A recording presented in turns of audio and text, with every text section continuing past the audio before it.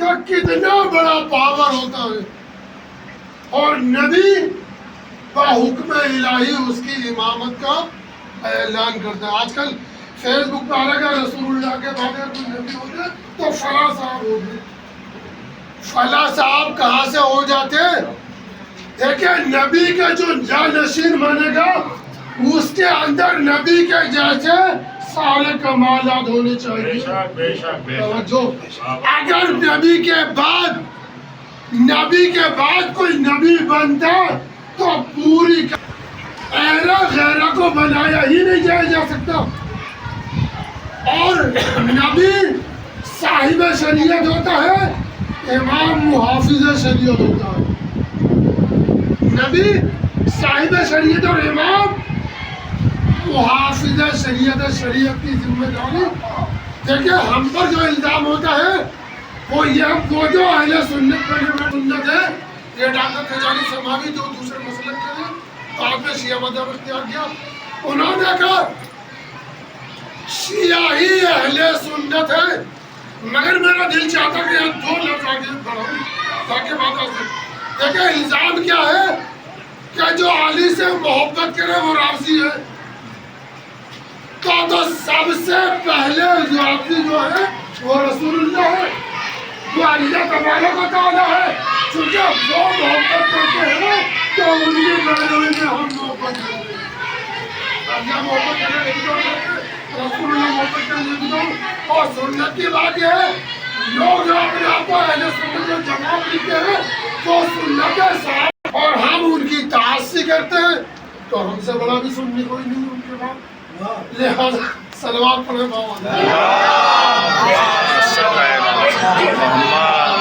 ہی کے امام کسے کہا جاتا ہے۔ اب آئیے امام کی طرف۔ امام دو طریقے کا، ایک تو میں نے کل بیان کیا تھا، ایک وہ جو جنت کی دعوت دے، ایک وہ جو جہنم کی دعوت دے۔ آج پھر دو امام بتا دو، ایک وہ جو حقیقی امام ہے اور ایک وہ جو مجازی امام ہے۔ یہ کون ہے؟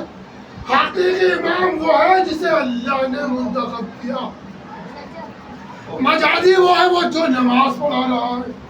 توجہ رکھیے نا، ہمارے کچھ لوگوں کے یہاں یہ جو بھی بوڑھا ہوگا وہی امامت کر لے گا، وہی نماز پڑھا لے۔ ہمارے یہاں بوڑھا ہونا شرط نہیں ہے، ہمارے یہاں صاحب علم ہونا شرط ہے، اس کی عدالت ہونی چاہیے، وہ عادل ہونا چاہیے، وہ حلال زیادہ ہونا چاہیے، وہ 12 اماموں کا ماننے والا ہونا چاہیے، اس کے پیچھے نماز پڑھی جائے گی، بڑے میاں کے پیچھے نماز نہیں پڑھی جائے گی۔ توجہ رکھیے گا۔ اس کا ریزن کیا ہے؟ اس کا ریزن یہ ہے کہ جب انسان نماز پڑھ رہا ہے تو جو سامنے والا ہے وہ پیچھے والے سے مقدس ہونا چاہیے۔ اگر وہ مقدس نہیں ہے اس کی نماز نہیں ہو، کیوں؟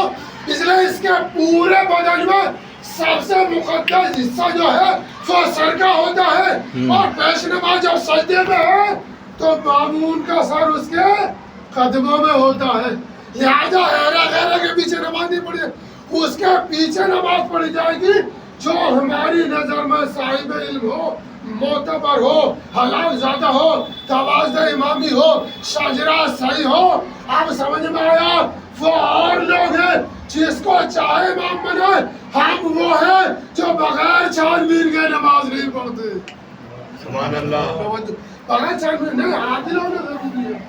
اب آ گیا یہ امامت، تو یہ بتائیے کہ افضل کے ہوتے ہوئے معذور بڑھا سکتے ہیں؟ ایک بات کو اور آسان کیا جائے، کیا امام زمانہ کے ہوتے ہوئے جناب عیسیٰ نماز پڑھا سکتے ہیں؟ اور تھوڑی بات آگے لے جائے جائے، جس کو صاحبان علم نے کہا کہ جب پیغمبر اسلام کہاں پہنچے؟ معراج پہ پہنچے۔ امام ذہن میں رکھے گا، جب معراج پہ پہنچے وہاں تو ایک سے بڑھ کے ہے کہ آدم صفی اللہ وہاں ہے، ابراہیم خلیل اللہ وہاں ہے، موسیٰ کلیم اللہ وہاں ہے، عیسیٰ روح اللہ وہاں ہے، نوح نبی اللہ وہاں ہے، ایک سے بڑھ کے ایک نبی ہے۔ جناب رسول خدا جب وہاں بزم ملائکہ میں پہنچے، بزم انبیاء میں پہنچے، تو اذان کون کہے؟ یہاں تو ایک سے بڑھ کے ایک ہے۔ رسول اسلام نے ایک نظر ماری، کہ عیسیٰ آج تمہیں اذان کہنی ہے. توجہ رکھیں بیداری سے مجھے. کہ عیسیٰ آج تمہیں اذان کہنی ہے. یا رسول اللہ یہ کیا معاملہ کہ در پردہ سمجھا رہا ہوں. آج میں آخری نبی جناب عیسیٰ سے اذان کہلوا رہا ہوں.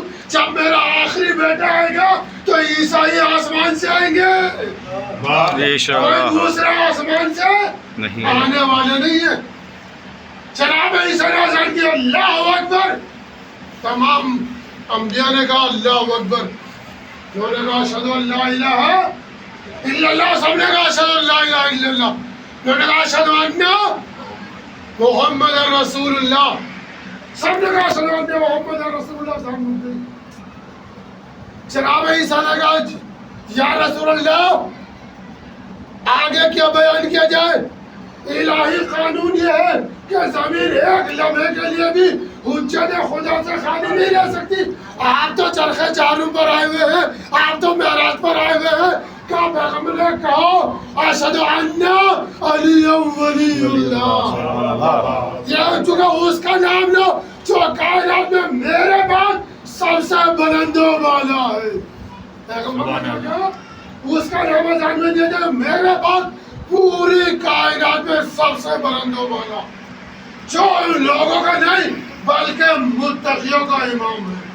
کیا کہا اشہد ان علی ولی اللہ. اذان ہوئی, کب اقامت ہوئی, کب نماز کون پڑھائے. دادا بھی موجود ہے, پردادا بھی موجود ہے.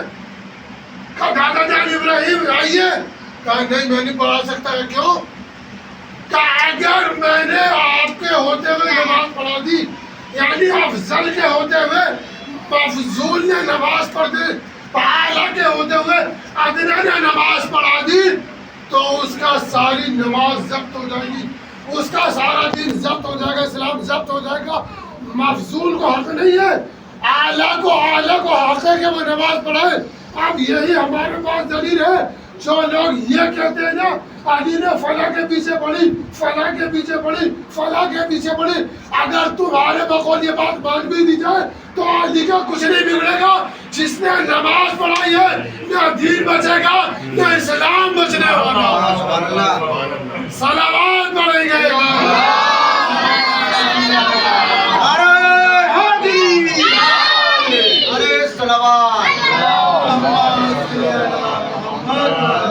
علی کا کچھ نہیں بگڑے گا.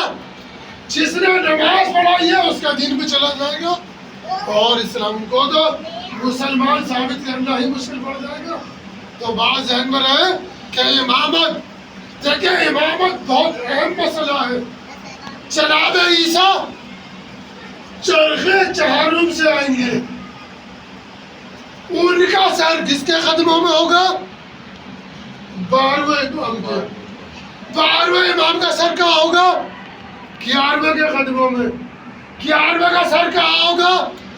10ویں کے قدموں میں. 10ویں کا سر کہاں ہوگا؟ 9ویں کے قدموں میں. سلسلہ آگے کہاں تک؟ امام حسن تک.